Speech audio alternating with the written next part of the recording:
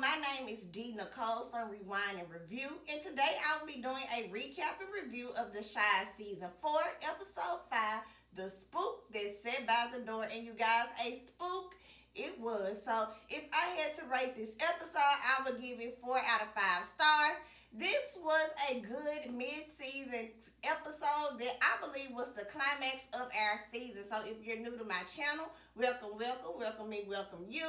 Make sure that you hit that like and subscribe button below. Hit that bell so that you can receive any notifications. Leave comments of anything that I may have left off, your thoughts, theories, predictions that you may have for this season. And to my couch potatoes, let's get to it.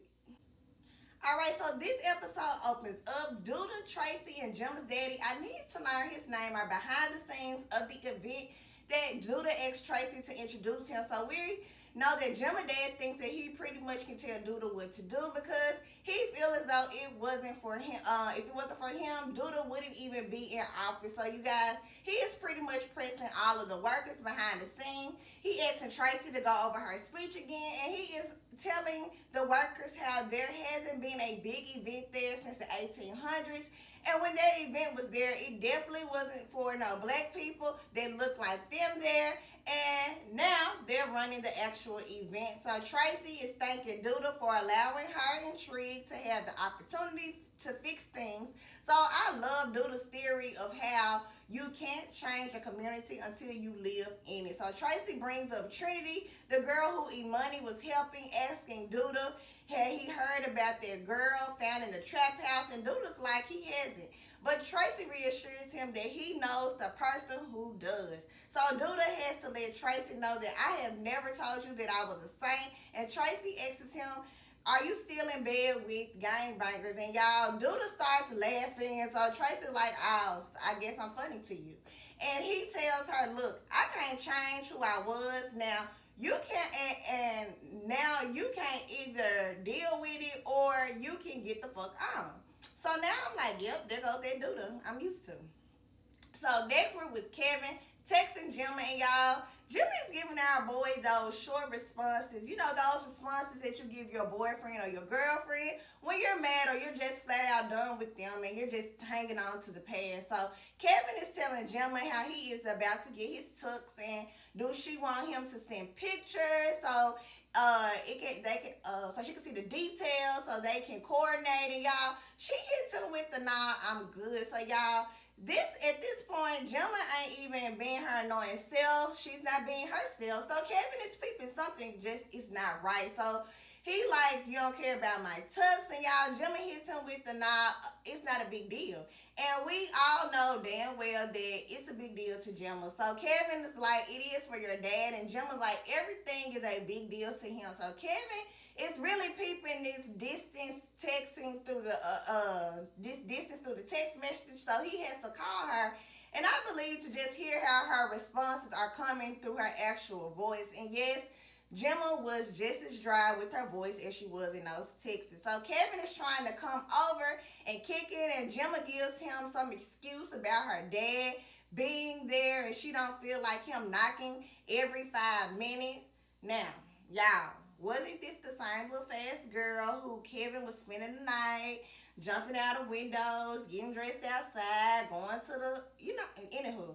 So, y'all, Gemma is really just playing our boy. I just need her to be serious with him. But y'all, I'm sure Kevin feels that love is no longer there. So y'all, as soon as she gets off the phone with Kevin, y'all, Gemma asks with Jake, asking if she is good. And now it looks like Jake is the one walking Gemma to school now. So next, we're with Jada and Dre. And Jada is giving Dre full control of her will. So y'all, Emmett is really trying to bring Jada out of fruit, talking about he heard people who eat healthy live longer, and y'all, he's inviting Jada over, talking about he gonna cook her something healthy. And I'm honestly proud of Emmett for stepping up. So y'all, Dre asks Jada to call Lena and let her know that she's been running around with her, not one of those Instagram girls. So Jada agrees that she will come clean soon. She just would like to live a little longer without people pitying over her. And y'all, I'm just honestly overdrained at this point. Tell Nina your damn self. Come up with something other than you're at damn work and you a high school guidance counselor. So now we're back with Jake and Gemma, and Jake is telling Gemma he gotta tell Kevin. She gotta tell Kevin. So Jake is like, that nigga may get on my nerves, but he is still my brother. So I'm like, Jake, please, he's no brother of yours, and you're around here kissing on his girlfriend. So Gemma is like, give me some time, and Jake tells her, nah, bump that, tell him now. And so Gemma's like, you're not my daddy. And I'm like, nah, he ain't your daddy, but y'all are moving foul as hell. He is right. The sooner you tell him, the less likely you are to get caught up by Kevin and assume that he knows what's going on. Because you know you can assume and be wrong. So y'all, I am tripping off of Jake trying to use reverse psychology, talking about how you going to be some revolutionary, but you can't tell Kev you want to be with me. And y'all, she hits him with the speaking power of the truth and telling your boyfriend the truth are two different things. And y'all, it looks to me like Jake did not feel that boyfriend word thrown up. And he's like, well, you need to tell her or I will. And at this point, I'm like, if he your brother like you say, you should have told him, need to tell him, been told him. And y'all, what's really going to happen, we already know what's really going to happen based on the first scene of the season. But y'all, they are really getting on my nerves hiding from Kevin. All right, so next we're with Imani and Shad. And Shad is getting ready for an interview when Imani tries to help him out with a tie. So Shad is like, he don't know how to tie a tie. And right when Imani was about to drape the tie around his neck, y'all, Shad jumps back and y'all, Imani goes off and throws the tie at him. So when Trig comes home, Imani lets him know, I'm not going to say it again. I want Shad gone. And so Imani tells Trig that he clocked her tea. Y'all really don't know what they mean, but he doesn't like it. But when he's not going to do, what he's not going to do is live in my house, eat my food, and treat me like I am nothing. So next we're with Keisha looking at her baby book, and y'all, it seems like our girl might be having second thoughts on giving the baby up for adoption. She's asking Nina, will she have one of these for the baby? And Nina tells her not this time, but next time. And Keisha asks her when it's next time. And Nina lets her know when you are ready. So now we're with Emmett, who has come over to Jada's, and Swade is cooking, and y'all, I'm tripping off of Emmett talking about he's not eating pancakes made by a dude, and y'all, I have never heard that in my life. That is such craziness, and obviously Swade ain't either talking about you young boys are really dumb, you know that, and y'all, he's only 2 years older than Emmett, so y'all, Swade leaves out, and y'all, the first thing Emmett comes out of Emmett's mouth is, I cannot believe you told that nigga before you told me. And I wanted to tell Emmett, had it not been for Swade rubbing and caressing all up on your mama boobies and pressing her to go to the doctor, she would still be talking about it's some old that's been there. But Jada clears it even nicer by letting Emmett know that he's her partner. So y'all, Emmett and Jada are having a heart-to-heart moment, and he lets her know that he can't lose her and he needs her, and he asks her, do you want to pray? And I'm tripping off Jada asking when he started doing that, and y'all, I'm laughing even harder when he tells her he prays every time him and Tiff have sex and that she doesn't get pregnant. And y'all, he tells Jada he finally getting his stuff together and still has some things to do for her, like get her a house, and he just wants to make her proud, and she lets him know how proud she is of him. And was it just me, or y'all, were y'all eyes broke too? Because y'all, mine just would not stop crying this episode, okay? The tears were just rolling. So next, we're with Keisha, and I hope her new love interest training him at her job. So y'all, she tells him to tell the customers that everything is out on the floor, and he hits her with the, why I hear you tell the customers you be going to the back to check. And she fills him in and lets him know that that's her way to escape me, y'all. He threw game at our girl and tells her, let him know next time so I can escape with you. And y'all, he makes a little eye contact with Keisha. And so I'm like, oh, okay. Slip that on in there. I like that. So y'all, next we're with Sean at his interview. And it started off really well. Low key, he was plugged in, you guys. The interview recognized his last name, asked him if he knew some people, and Shy tells him that, those family, those his cousins. So before handing his resume, so y'all, Shy fills him in on why his resume last says Radio Shack in 2002, and after that, it's like the man showed no interest whatsoever in hiring Shy. So Shy is begging and telling him, he has changed and he is trying to get his life back on track, and how, jobs get extra incentives for hiring ex-cons, and y'all, the man just is not, he just don't care. He's not feeling it. Okay, so now we're back with Keisha and her co-worker, and obviously they needed to escape. So Keisha asks him why he works there, and he tells her that he has bills. He once used to play ball, had a scholarship, and then got hurt, and you know how that goes. And so Keisha lets him know that she had a scholarship for track and field, and I just love how new potential babe co-worker cuts her off, saying, he knows. And you can just tell on Keisha's face that she didn't want to go through details. You can just tell that she was kind of worried about what he might have thought about the situation, or just in general. So y'all, he tells her yes, and that it was all over the news, and y'all, he apologizes that she had to go through that, and tells her that he just glad that she survived. And y'all, is it me, or do y'all feel the chemistry too? But y'all, before that break ends, our girl is hit with the pain, and she blames it on Braxton Hicks, but we later know that our girl was in labor. But y'all, I like them too. So next we're with Jada and Swade, and y'all, he is there being Jada's bedside nurse. So Jada is telling Swade after she got done puking how, it's just not how she envisioned her life at this point. And Swade lets her know that neither do I, but life has a way of surprising us. And y'all, he tells Jada that he loves her. And I think Jada loves him, even though she did not say it back. I just really think that our girl is scared with all that she has going on and doesn't want to, get Swade called all up with their love affair, which he already is, because he is definitely being bae, okay? He's taking care of our girl. Okay, y'all, so this is where the climax of the entire season pops off. So now we're at the grand event. So y'all, Imani and Jake have arrived, and all I can hear is Kevin voice telling Jake he's up there. And when I look, I see Gemma up there by Kevin. And y'all, I'm just already not ready for Kevin. And I mean, they shaking hands with him, being beside him, like they ain't being foul ass friends. So Duda is talking to the young ambassadors, filling them in and telling them their duties. And when he walks off, Jake is like, bump that dude, and Gemma's like, come on, and Jake follows. And I believe it was at that moment that Kevin starts peeping how the two who were once hating on each other, had something to say to each other, are now super close.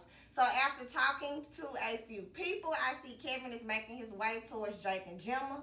Jake takes this as his cue to walk out, and Gemma asks Kevin, is he enjoying it? And Kevin tells her, not really. And I'm tripping off her saying, I know, not really your thing. But y'all, I believe our boy is offended by her statement and asks her, what does she mean by that? So Gemma's like, any girl who is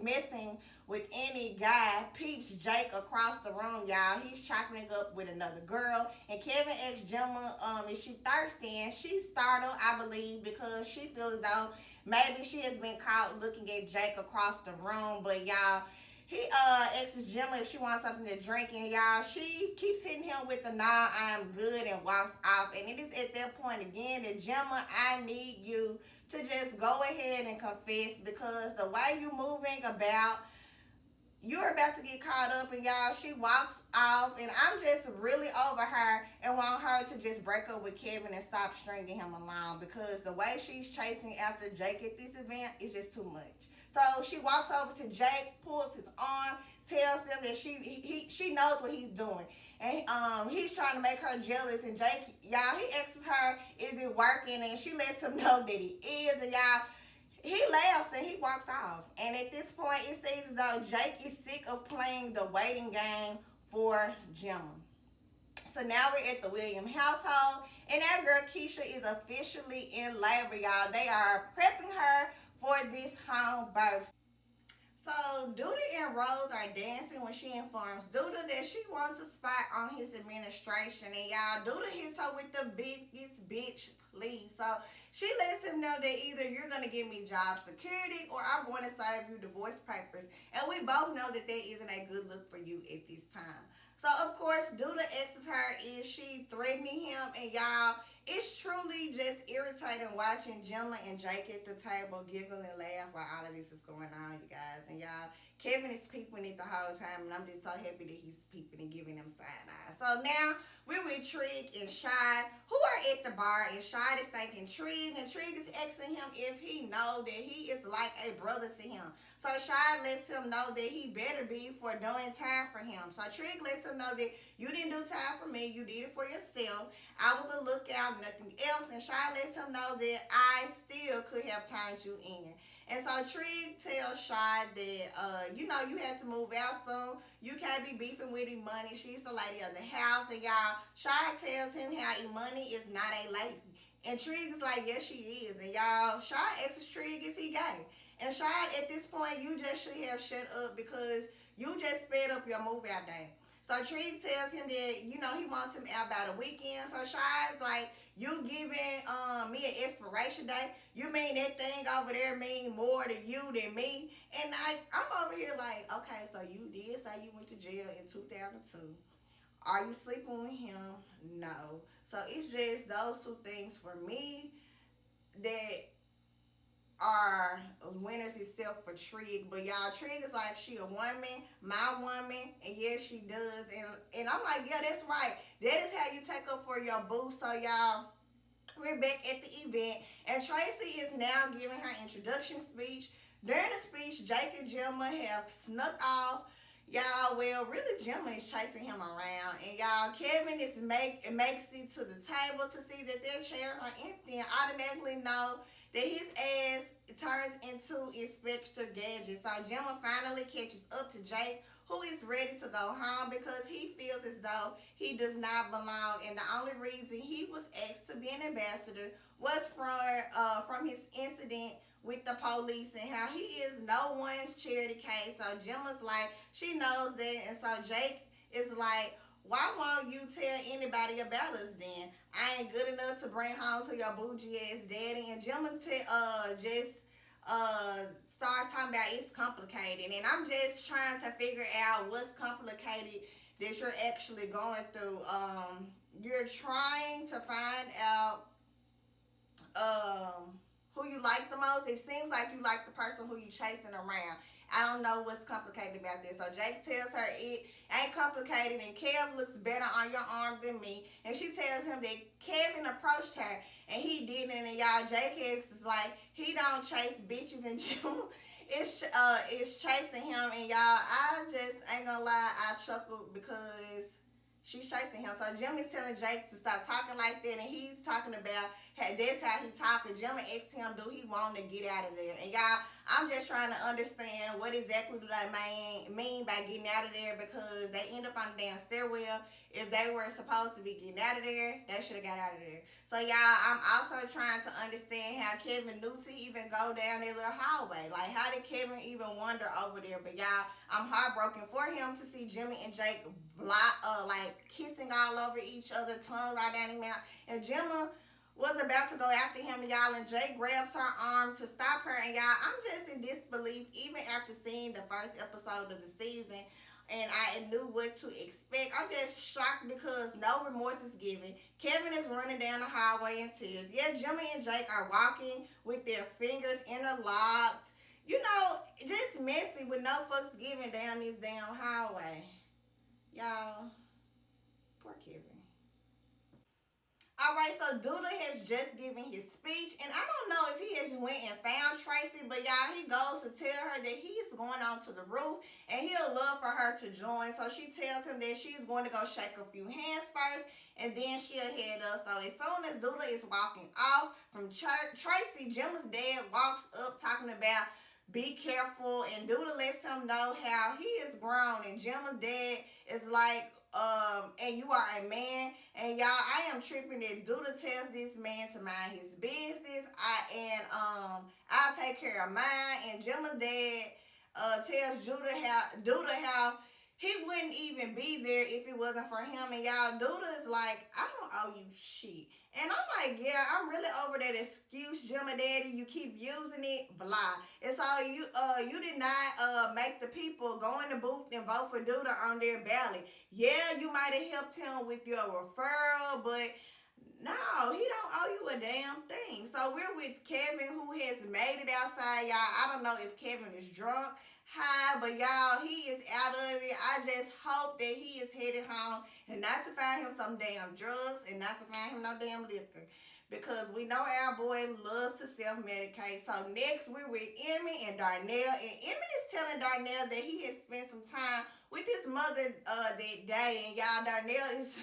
It's being Darnell, his ass talking about this. She asked about me. So Emmy is like, nah. So Darnell lets him know that he was just checking, and y'all, I don't know what button he hit, but it made Emmy feel some type of way, asking Darnell, oh, so now you checking up on her? And I'm like, technically, he really didn't check up on her. He just asked if she checked on him. So Darnell is like, yeah, that's a problem, but I'm just thankful that he was able to read Emmy to know that something was actually wrong with y'all. This may have been the most father-son moment that the two has had since season 1 on this episode. So he tells Darnell to go home. He storms up to the restaurant, y'all. Darnell, he goes after Emmett to get to the bottom of it, y'all. Emmett is crying in the bathroom. Darnell lets him know that he ain't going nowhere, and that he's gonna be right there, y'all. And Emmett breaks down. He opens the door, breaks down, y'all. He falls into an embrace by Darnell, and embraced by Darnell.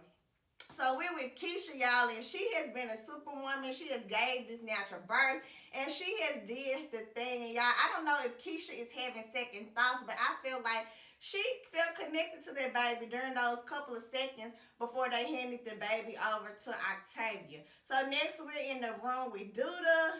We're outside with Duda, who has a face of comfort, because it looks as though he's smiling before he sees the barrel of the gun before he is shot. So it's like he didn't sense any danger. It was from somebody he wouldn't expect. So we know that Tracy is the only one who knew that he would be on the roof. But why would Tracy kill him? He has been nothing but a blessing to her and Rock. So now it's down to 3 more suspects. It's either Imani, Rose, or Gemma's dad. Who do y'all think shot Duda? Leave your comments below. Well, those are the 3 suspects that I have. It has to be the Imani, Rose, or Gemma Daddy. I really think it's probably Gemma Daddy or Rose, because he called Rose a bitch. And then he just went off on Gemma Daddy and told him, basically like, I don't owe you shit. So it's between those 2 for sure. Maybe Imani because of those girls, because Imani has been kind of, she been going off on people. So y'all leave your comments below to tell your theory of who you think shot Duda. Who shot